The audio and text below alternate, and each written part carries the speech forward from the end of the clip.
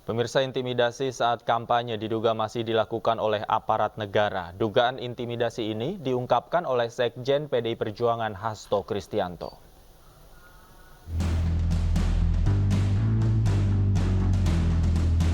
Dugaan intimidasi kembali terjadi. Kali ini tekanan diduga dilakukan oleh Kapolda Jawa Timur terhadap kepala daerah yang hendak menghadiri acara partai. Hal itu diungkap oleh Sekjen PDI Perjuangan Hasto Kristianto saat peringatan HUT ke-51 PDI Perjuangan. Hasto mendapat laporan dari kepala daerah yang mendapat tekanan dari Kapolda Jawa Timur. Dalam informasi yang diterima, kepala daerah tersebut dilarang menghadiri acara partainya. Kepala daerah yang juga kader PDI Perjuangan itu diminta untuk tidak ikut-ikutan soal Pilpres 2024. Selain kepala daerah, dugaan intimidasi juga diterima oleh pengusaha yang hendak mendukung pasangan Ganjar Mahfud di pemilu 2024. Politik kebenaran sangat jelas karena beliau dan saya sendiri ketika turun ke bawah itu juga merasakan adanya intimidasi yang sering dilakukan oleh aparatur negara. Demokrasi diletakkan di tangan rakyat, maka rakyat harus secara bebas menentukan siapa pemimpin yang terbaik tanpa ada intimidasi.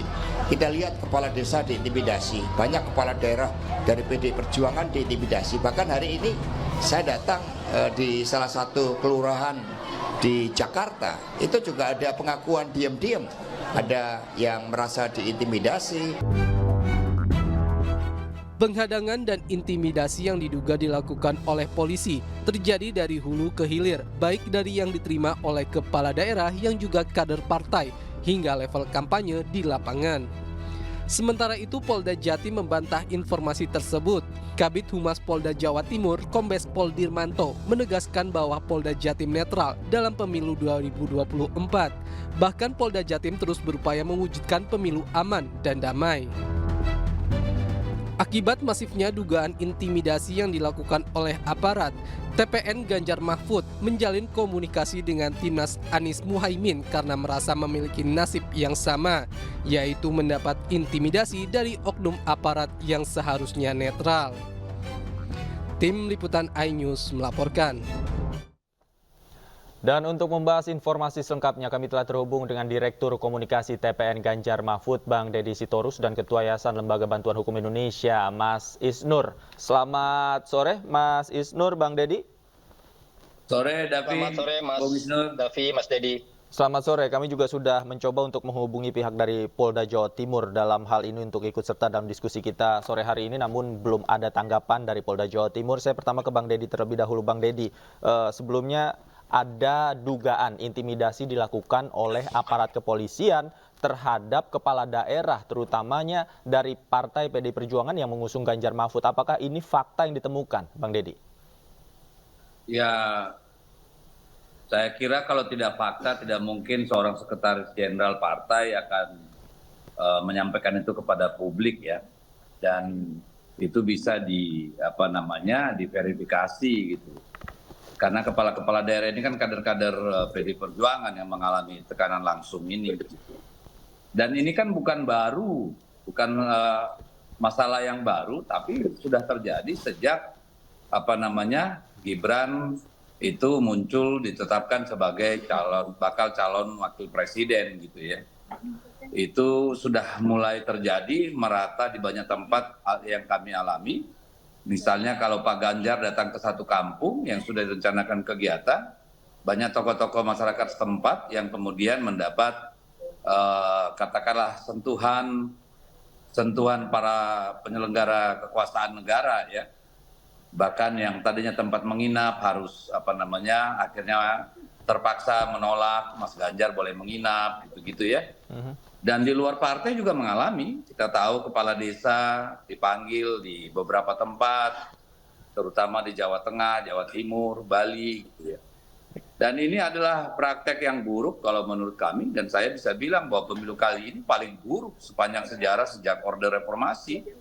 Karena bahkan di zaman Orde Baru pun sebenarnya praktek-praktek seperti ini tidak sevulgar yang sekarang gitu, di mana instrumen kekuasaan itu secara telanjang mempertontonkan bagaimana mereka menabrak rambu-rambu etika dan kepantasan gitu loh. Jadi itu sih Mas. Apa yang Oke. disampaikan Pak Sekjen saya kira bisa dipertanggungjawabkan. Oke, kalau spesifik di Jawa Timur, Mas, ada informasinya Kapolda langsung yang melakukan intimidasi terhadap kepala daerah. Sebenarnya intimidasi atau tekanan seperti apa sih yang dialami?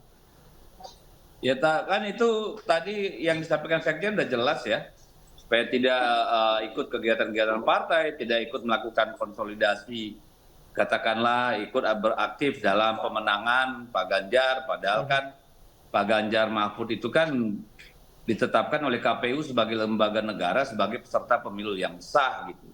Dan kepala-kepala daerah itu kan memang kader-kader partai yang memang secara hukum boleh ikut dalam kampanye atau pemenangan sesuai dengan rambu-rambu perundang-undangan yang ada gitu.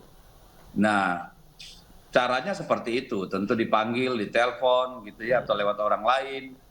Bahkan bukan hanya para pejabat atau katakanlah kepala daerah, bahkan pengusaha-pengusaha juga mengalami hal yang sama, pengetahuan kami gitu. Hmm. Oke, saya ke Mas Isnur. Mas Isnur, kalau yang dikatakan Bang Deddy ini fakta, kemudian juga bisa dipertanggungjawabkan, ini artinya dilakukan secara struktural dan masif begitu, tekanan-tekanan ini, menurut Anda? Ya, dari pengalaman masyarakat sipil, Mas, pola seperti ini adalah pola yang lama dan kami sudah sangat sering melaporkan. Di kasus misalnya demonstrasi-demonstrasi besar ya, seperti dulu penolakan Undang-Undang KPK atau Omnibus Law, itu bahkan ada telegram ya dari Kapolri yang melarang berdemonstrasi, melakukan kontra narasi, itu ada sifat instruksi gitu. Dan masyarakat sipil sudah sangat sering menghadapi pola-pola yang sama. Dan ini adalah salah satu indikator, Mas, dalam banyak laporan Jacqueline Becker, YLBHI, dan banyak sekali indikator turunnya demokrasi, di mana salah satunya adalah banyaknya tekanan intimidasi yang dilakukan oleh kepolisian. Jadi catatan besar yang sudah sangat sering dan kami melaporkan kepada DPR, kepada partai-partai, dan juga kepada kepolisian, ya, kepada Presiden, dan ternyata ini dipakai pola yang sama di pemilu ini.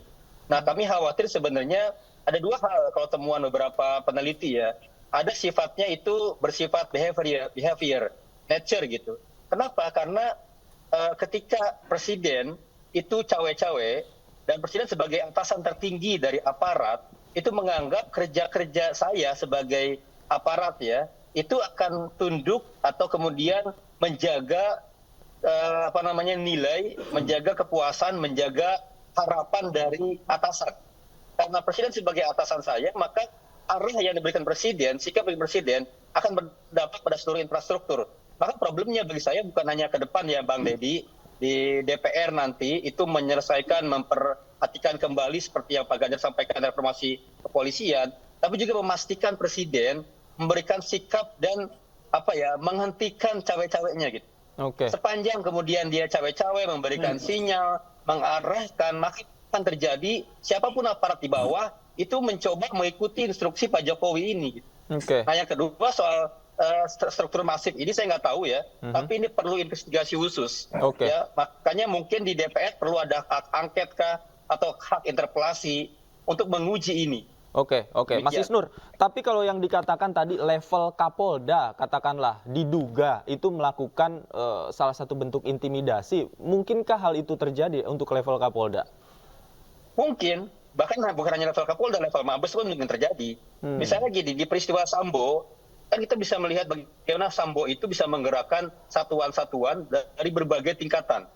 Level Polda, level Mabes, dan bahkan level Polres. Hal yang sama bisa terjadi, Mas. Maka penting sebenarnya dicari akar masalahnya.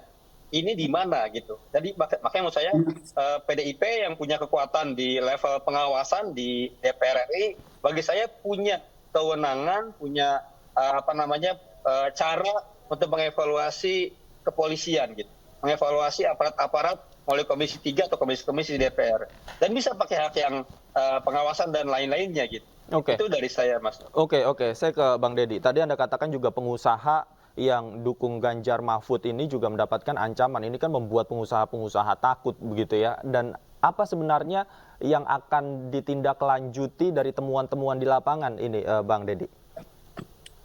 Ya saya kira yang paling pas tentu kita menyuarakan terus-menerus. Ibu Mega sudah 2 kali dalam pidato politiknya menyampaikan tentang perilaku buruk ya, instrumen kekuasaan. Dan seharusnya itu didengarlah oleh para pemegang kekuasaan saat ini. Dan saya sepakat Bung Mas Nur ya, bahwa ya memang, tapi bagaimana ya, secara institusi aturan semua sudah jelas kok sebenarnya. Ini kan tinggal siapa yang kemudian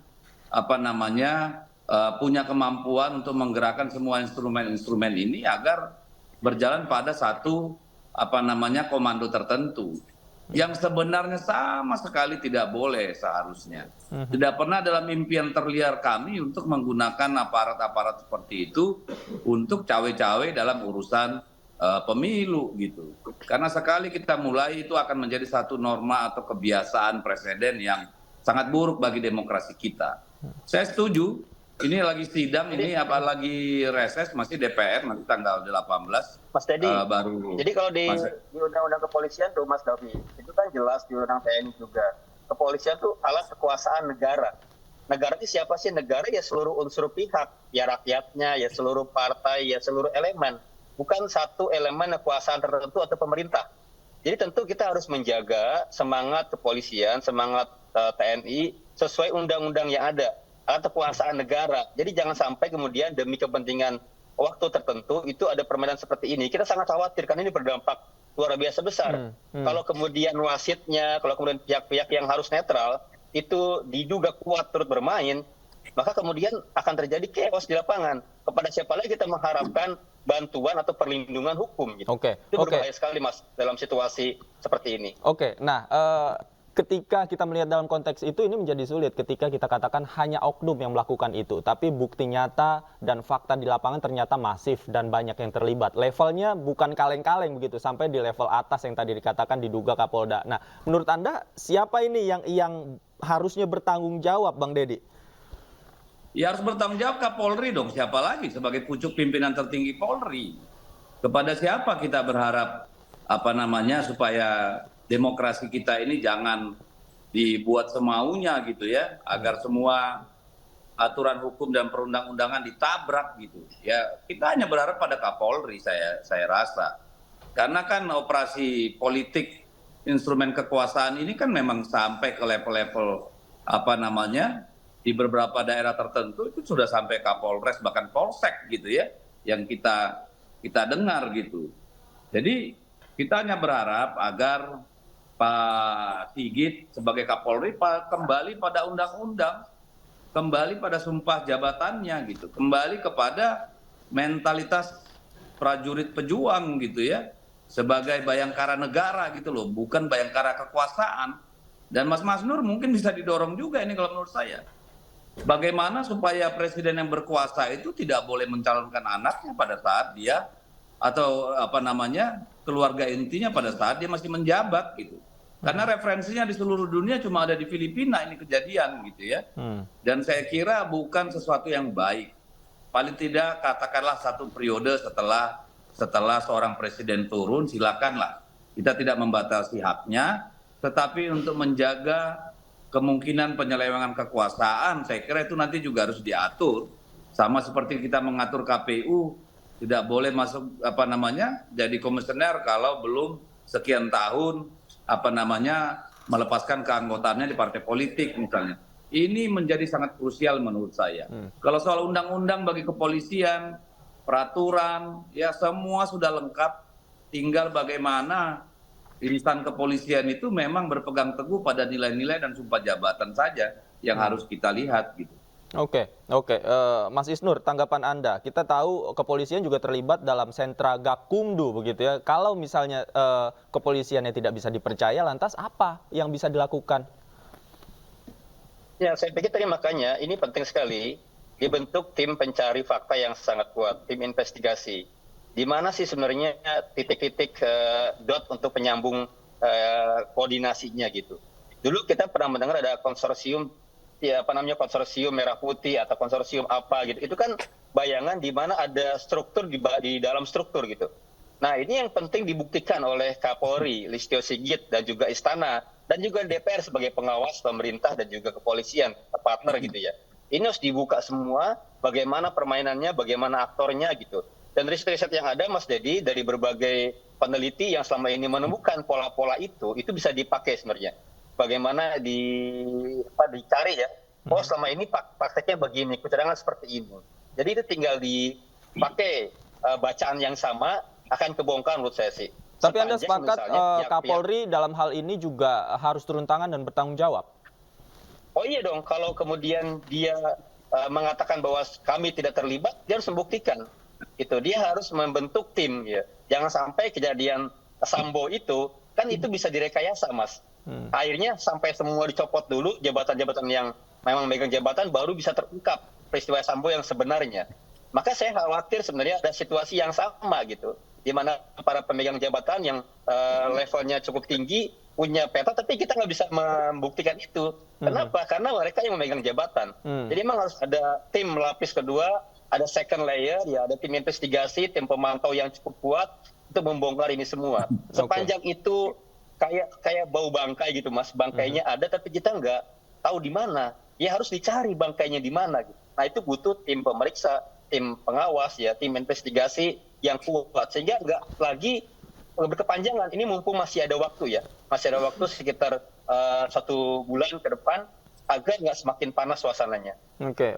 Bang Deddy, Anda sepakat harus ada tim yang mengawasi untuk membongkar tadi pelanggaran-pelanggaran yang terjadi? Saya kira harus ya, karena kan begini, kita sangat meragukan bahwa Presiden Jokowi bisa netral, ya, karena dia punya 2 entitas tuh, sebagai Presiden Republik Indonesia dan sebagai bapaknya Gibran. Jadi itu susah untuk percaya bahwa Presiden itu bisa netral. Dan bagaimana beliau kemudian menyisir semua titik yang dikunjungi Ganjar itu kan membuktikan bahwa ada sesuatu yang patut dipertanyakan, ya. Yang kedua, ini memang sangat penting bagaimana institusi Polri ini kita jaga, kita bersihkan dari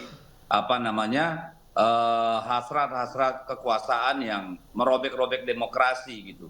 Dan saya sih mau usul, Bung Mas Nur ya, kalau bisa ya diundang para pengamat internasional, para scholar internasional untuk melihat pemilu ini gitu loh.